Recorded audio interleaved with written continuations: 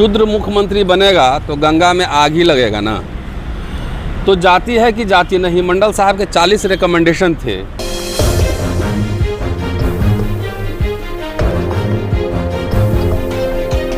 देखिए, मंडल साहब की जयंती है, पहले सभी साथियों को बधाई और मंडल साहब को नमन। और मंडल साहब एक व्यक्ति नहीं है, एक विचारधारा है जो कि फूले, साहू जी महाराज, अंबेडकर, वो तमाम जो धारा चली आ रही है पेरियार, उसके प्रतिनिधि हैं। और एक उनके जीवन का वाकया सुना के अपनी बात कहूँगा कि जब वो मुख्यमंत्री थे तो बरौनी में एक पेट्रोल का जो है वहाँ पे सेंटर है ये, तो वहाँ पे रिस्क के गंगा में आग लग गई। तो बिहार विधानसभा में एक झा साहब जो विनोदानंद झा थे, उन्होंने कहा था कि जब शूद्र मुख्यमंत्री बनेगा तो गंगा में आग ही लगेगा ना। तो जाति है कि जाति नहीं, मंडल साहब के 40 रिकमेंडेशन थे। तो 40 रिकमेंडेशन में से 2 ही अभी पार्शियल रूप से लागू हुए हैं। प्रधानमंत्री जी हर चुनाव में पिछड़ा कहते हैं कि मैं भी पिछड़ा हूँ, मैं पिछड़ा हूँ। सोशल मीडिया पे अभी दबाव बना, आप सबने देखा, तो नीट में रिजर्वेशन की बात आई, लागू हुआ। अब जाति जनगणना पे आप जैसे साथी और तमाम ऐसे लोग दबाव बना रहे, तो एक माहौल बन रहा है कि जाति जनगणना होगी। जब पेड़ पौधों की गिनती हो रही है, शेर चूहों की गिनती हो रही है, तो इतना बड़ा समुदाय है, इसकी गिनती क्यों नहीं। और अगर वाकई मंडल साहब को आदरांजलि देनी है तो उनके जितने रिकमेंडेशंस हैं उनको टोटालिटी में इम्प्लीमेंट करना होगा, आज नहीं तो कल। ये तो एक वास्तविकता है।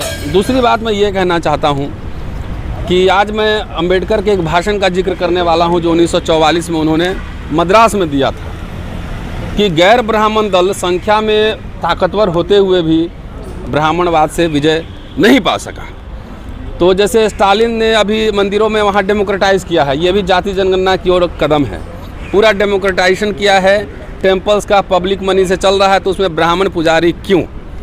हमने अभी एक एपिसोड किया था जिसमें हरियाणा के RTI से आया है कि वहाँ एक मंदिर में, मनसा देवी मंदिर में 18 पुजारी हैं और 18 के 18 ब्राह्मण हैं। वो राज्य सरकार के कंट्रोल में, 3 वहाँ पे ट्रस्ट हैं जो राज्य सरकार के कंट्रोल में चलाते हैं। तो जब आप वोट लेना होता है तो दलित को भी हिंदू बनाते हैं, पिछड़ों को भी हिंदू बनाते हैं। पुजारी बनाना होता है तो हिंदू सिर्फ ब्राह्मण कैसे, ये सवाल उठता है। तो चलिए, हम कोई धर्म माने न माने सबकी व्यक्तिगत राय है, लेकिन धर्म है तो उसका डेमोक्रेटाइजेशन जरूरी है। इसलिए महार आंदोलन और कालाराम टेम्पल आंदोलन डॉक्टर अंबेडकर ने चलाया था।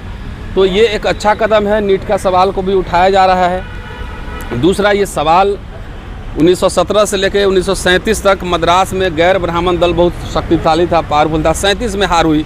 उसी तरीके से हम तुलना करने की कोशिश कर रहे हैं कि आखिर उत्तर भारत में जो कि सामाजिक न्याय आंदोलन का गढ़ था, बिहार में 20-25 साल तो सामाजिक न्याय वालों की शासन रही ही, तब भी वहाँ पे ब्राह्मणवाद हावी कैसे हो गया। तो तमाम बातें हैं, अपना भी इंट्रोस्पेक्शन करना है और आगे समाज कैसे बढ़े इसके लिए आंदोलन भी चलाना है। शुक्रिया, थैंक यू। सर, जो अभी वर्तमान स्थिति है, क्या सामाजिक न्याय मिल पा रहा है? नहीं मिल पा रहा है, इसीलिए तो आंदोलन तेज हो रहा है। अगर जैसे स्टालिन वहाँ पे अड़ के खड़े हो गए तो बात बनी ना। हम लोग भी सोशल मीडिया पे एक्टिव रहें। अब यहाँ स्टालिन वहाँ मंदिर में गैर ब्राह्मण पुजारी बना रहा है और यहाँ आप विष्णु मंदिर और परशुराम का मंदिर बना रहे हो। तो जब वैकल्पिक संस्कृति नहीं खड़ा करोगे, वैकल्पिक विचारधारा नहीं खड़ा करोगे, तो फिर कैसे आप सामाजिक, उन्हीं के अगर जाकर ट्रैक पे आप चल रहे हो, उन्हीं के टर्फ पे आप बैटिंग करोगे, तो इन स्विंग आउट स्विंग तो वही कराएंगे। तो आपको पहले बुनियादी तौर पे मानना पड़ेगा कि हमारे और उनके जो वैचारिक जो पृष्ठभूमि हैं और सामाजिक अलग अलग हैं। तो ये हमारे नेताओं को समझना पड़ेगा। और अच्छी बात है कि अब बिहार से अभी मुख्यमंत्री Nitish Kumar, leader of opposition Tejashwi Yadav, 10 नेता जाकर 11 नेता 10 पार्टी के प्रधानमंत्री से मिले हैं। तो देखिए, जिसका समाज जगह होता है ना, उसकी राजनीति भी जीवित होती है। तो समाज को जागृत करने का काम नेताओं ने नहीं किया है, तो आप जैसे लोग सोशल एक्टिविस्ट कर रहे हैं, तो इसका दबाव नेताओं पे पड़ रहा है। हो सकता है थोड़ा समय लगे, लेकिन होगा जरूर। सर, आपने बिहार के नेताओं की बात करी, जैसे वो दिल्ली आते हैं तो NDTV के एक पत्रकार हैं उपाध्याय जी, संकेत उपाध्याय जी, वो लिख रहे हैं कि जनगणना पे इतना ज़्यादा जोर क्यों है नेताओं का। अभी उनको शायद पता नहीं कि 2006 में मीडिया घरानों का भी सर्वेक्षण हुआ था।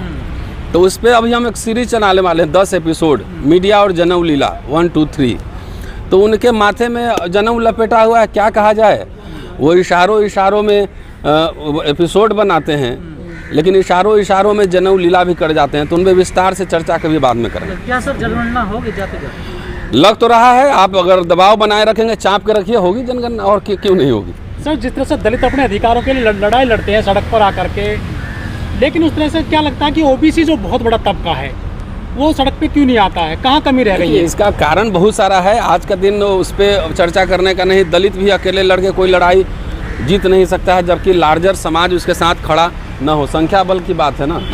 अब दलितों के पास न ज़मीन था, न खाने के लिए था, मिला जुला के एक रिजर्वेशन था, पढ़ वर्ग के थोड़ा सा बुद्धि विवेक का विकास किया, थोड़ा सा स्कूल ऑफ थॉट बनाया, तो उसको थोड़ा समझ पड़ी। इसलिए आप देखेंगे कि फूले जी को या साहू जी महाराज को पहले अंबेडकर साहब ने एक्सेप्ट किया, कांसी राम जी ने एक्सेप्ट किया।